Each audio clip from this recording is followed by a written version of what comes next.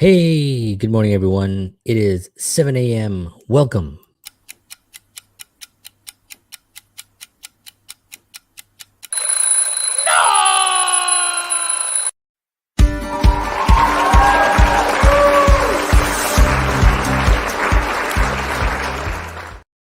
Hello, hello. Good morning, everyone. It is March 19th, 2020. It is Friday. Hope everyone is having a nice morning out there. Um, so it's an interesting conversation today we're going to be having. It's something that a lot of people talk about. You hear people mentioning it a lot. You hear people talk about these individuals that sit at home and basically just scroll through their phones, and as soon as they see something that they disagree with, they jump at it. And but if they see something that's positive, they don't comment at all. They don't say anything. They don't even give a little like, nothing. And of course, it is our beloved haters, right? You hear people say things like, you're not, if you don't have haters, you're not really working hard enough, right? I believe that that is definitely true.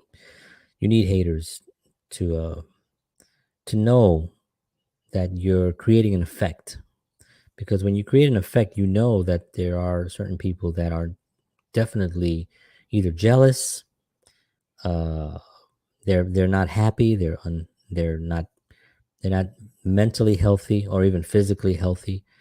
They have a lot of issues in their own space where they go out of their way to attack someone, right? For someone's viewpoint, whatever it is. But yet you post something positive, something or even or humorous, or anything, and you get absolutely no response whatsoever. This, ladies and gentlemen, is a hater. This is someone completely miserable. And I don't hate them. I actually, gosh, I have tremendous sympathy for, and I don't mean that in a condescending way. I'm seriously, I really do feel tremendously bad for someone who does not have the capability of liking a person despite their their uh, uh their viewpoints. And it becomes more and more apparent as the more you grow your network, the more you engage with people, the more work you do, the more people you meet.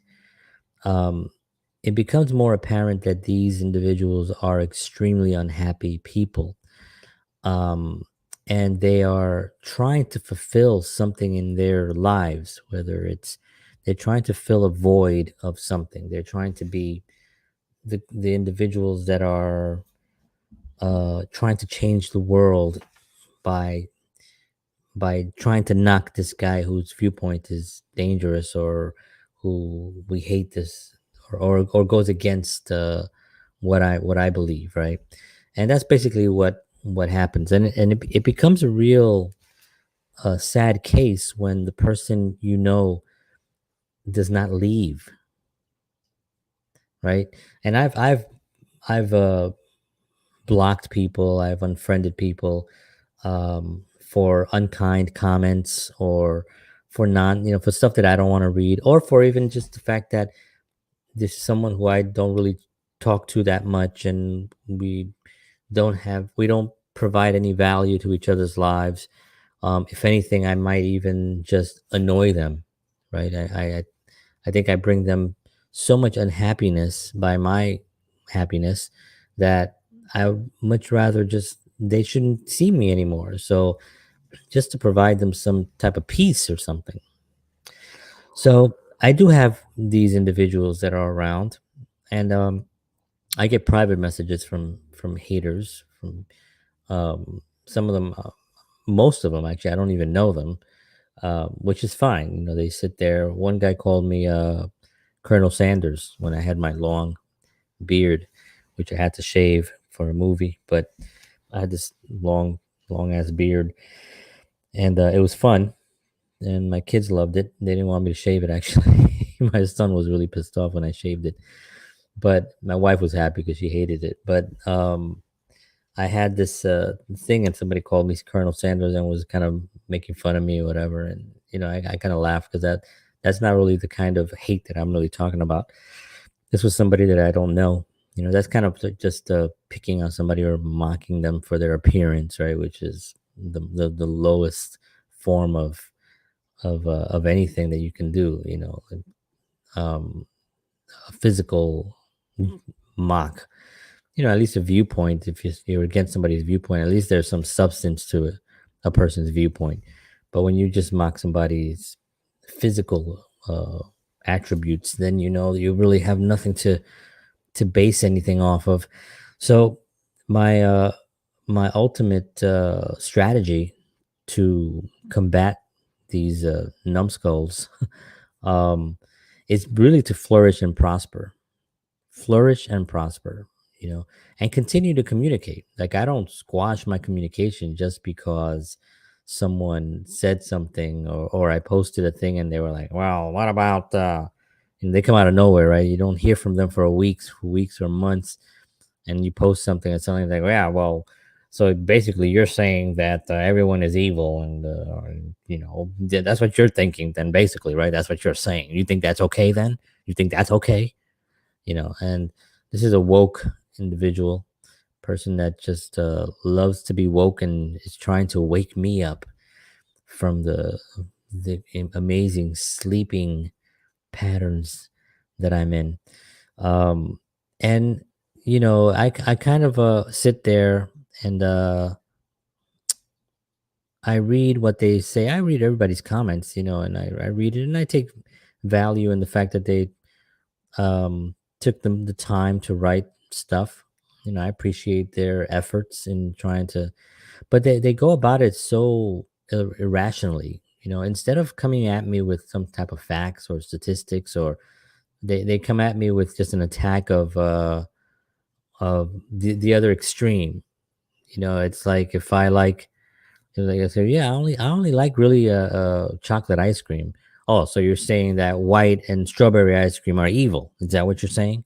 That's the extreme that people go to. It's so irrational. It makes no sense. So when I see it, it's pretty quick to obvious. It's pretty quick to identify as just complete nonsense and stupidity.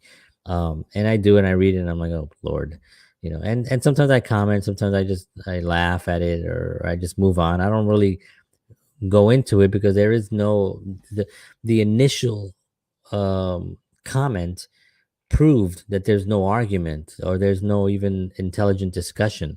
So you can't really go into it and say, oh yeah, well, what about this, and what about this, because you already started. The foundation of the discussion is already based on nothing.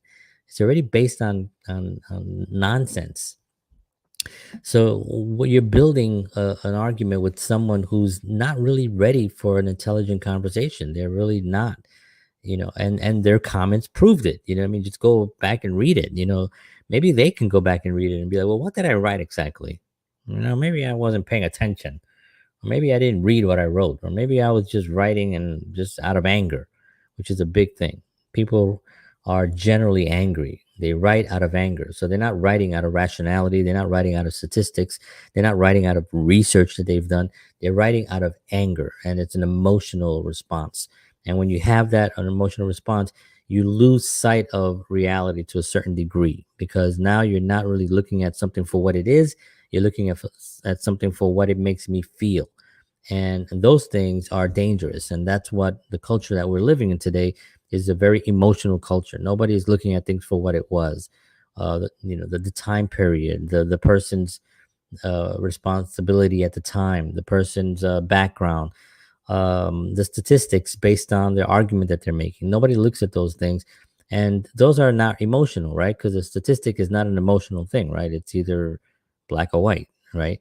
And that's one of the the things that I try to look at, and I get emotional about stuff. My initial reaction to everything is emotional, but I also have a mechanism that I've developed throughout my studies and my years that makes me kind of go, okay, I'm emotional right now. I'm a little upset about what I just saw or read, or a conversation I just had.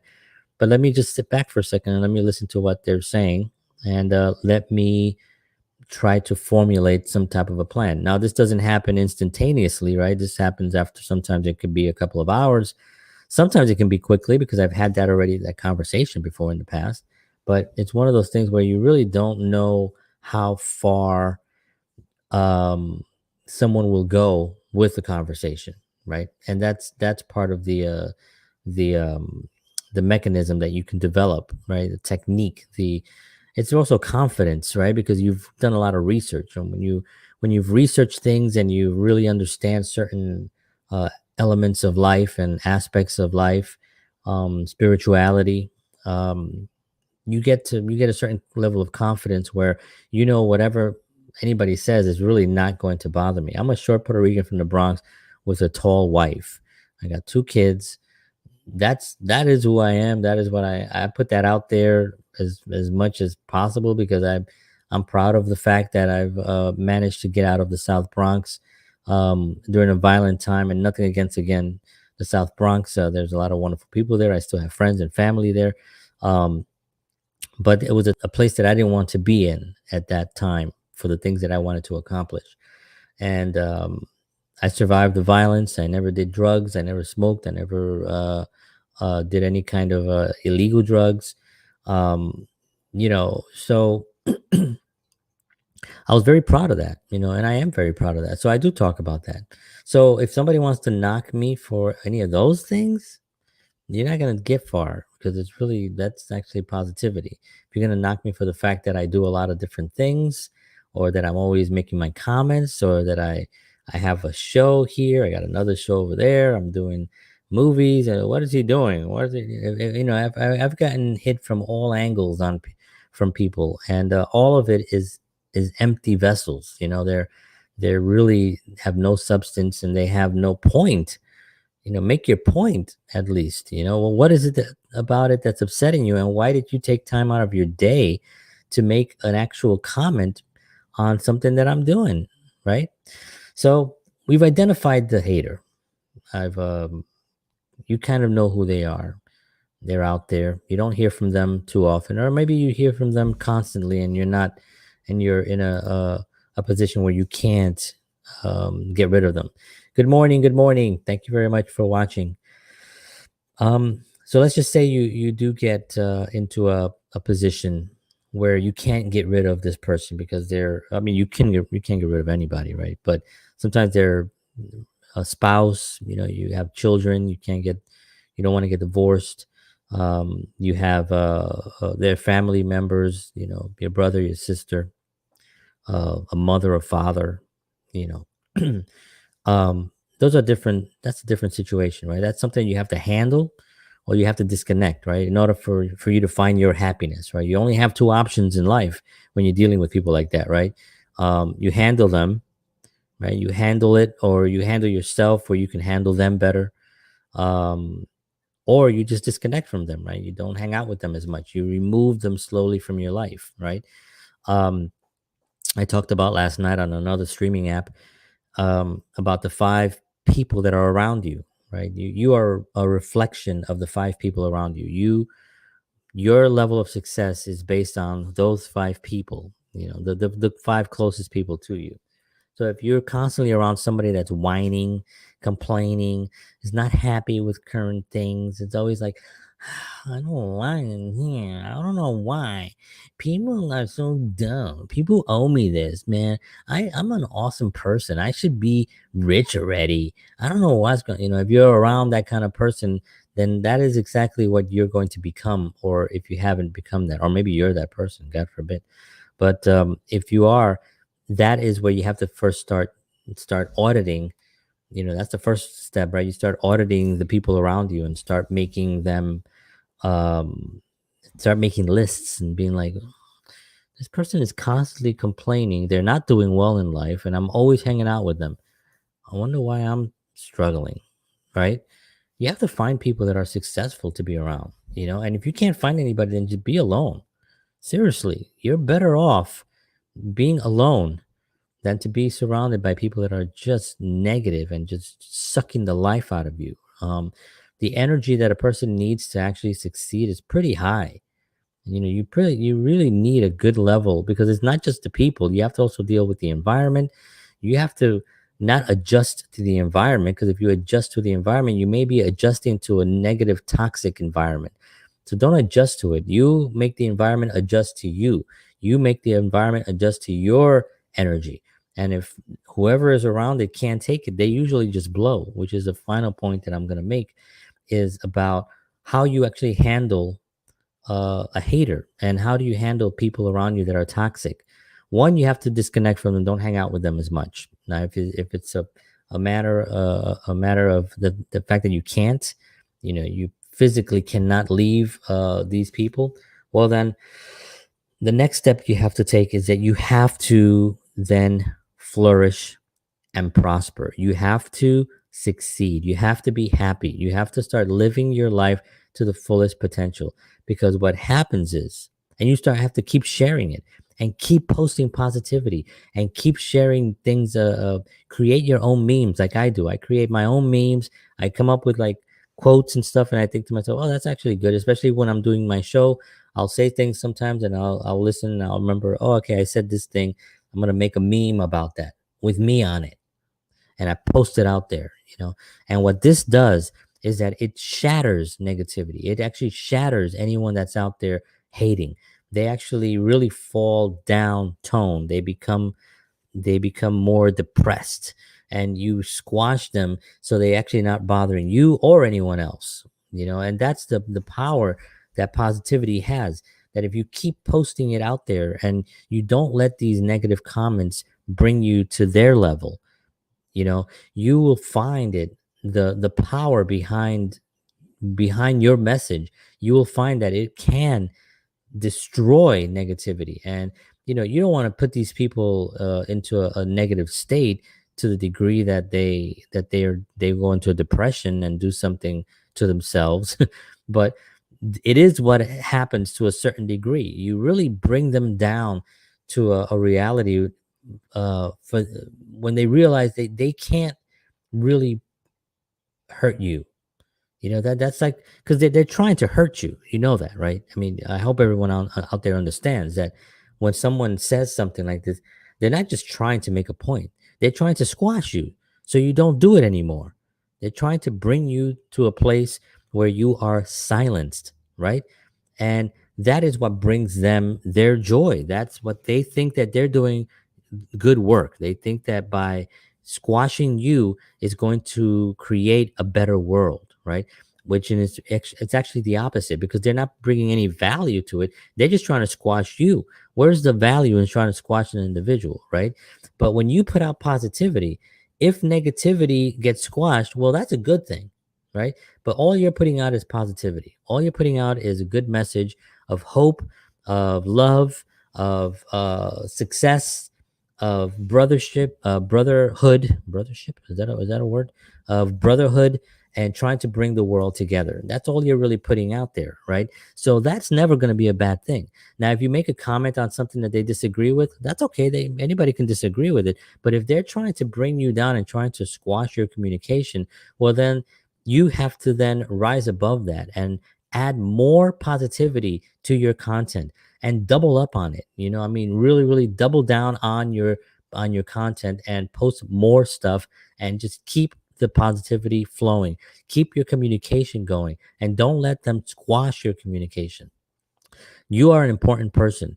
You want to be listened to, right? As it says here in the Way to Happiness booklet, right? A common sense guide to better living. If anybody wants a copy, please email me at johnhenrysoto@protonmail.com, and I will send out one of these to you free of charge. I will also send you an e-booklet if you're more of a reader, or if you like the physical book. But in that book, it talks about that. It talks about how you are important, and you are listened to. And These are things that sometimes people don't realize. They think that sometimes people don't want to post, or they don't want to comment on something, or maybe they don't want to put themselves out there because they feel that maybe there's no value in what they have to say, or maybe they don't have the network of people listening, or maybe they don't even have the proper way of saying it. They're not sure how they want to say it. But you can always go out there and you can say, okay, I want to post something about being, in a happy marriage, or looking for someone. I'm trying to find romance. I'm trying to find somebody. So go out and find a positive meme on that. Don't post out any negativity based on the subject. Post something positive. So when you get anyone that's attacking you in any way, what you do to combat that is you double down on the positivity. You double down on your point, and you continue and you continue and you continue to post. And what happens is they kind of get decommissioned in their job, their tasks, their daily dose of going out and trying to stop this guy from, I don't like what he said, I read this thing and I got to say something, because they don't have to say anything. They can just keep moving. You're not making a point, because you didn't come with any facts, you didn't come with any statistics, you came with anger, you came with frustration, and that is pointless and meaningless. And you become pointless and meaningless when you start putting out that type of content. So if there's a hater out there, or if there's someone that you think they should listen to this because they're haters, send them this video and be like, hey, listen to this guy, he's got a few interesting points. What do you think of this? It's only about 22, I'm going to go about 23 minutes here, and just to let me know what you think. um but yes, there you have it, folks. I want to thank you all for listening this morning. I am doubling down on content. You'll see more positivity coming from me. It's really all about time. I have 2 kids. I have other morning jobs that I do. I have a few other projects that I'm involved in. So it's all about timing, and hopefully I have enough time to put out the content. But I will find time to put out more memes, more posts, more positivity, and be available for anybody who needs any help whatsoever. You can always email me at johnhenrysoto@protonmail.com. I would be more than happy to help you. Also, visit my website, johnhenrysoto.com, for a lot more fun stuff on there, on what I'm currently working on, and good fun stuff. All right, folks, thank you very much. Have a wonderful, wonderful weekend out there. Enjoy yourselves. Do the things that you love. Make today great and make the weekend great. And I will see you on Monday morning at 7 a.m. And as always, peace.